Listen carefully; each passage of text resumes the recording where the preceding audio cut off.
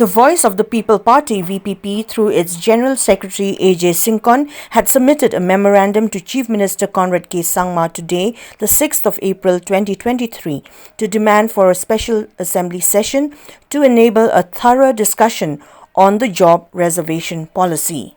It has come from the party, the Voice of the People Party, to give a letter to the Chief Minister on requesting the Chief Minister to call for a special session to discuss, to deliberate, and also to resolve on this vexed and pertinent issue concerning the job reservation policy, which is a very serious matter.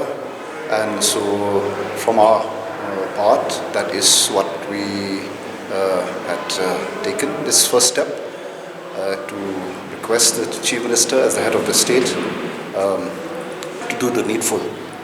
And then let's see, the next step we will see and what the Chief Minister's decision. So that is the reason why we've come today.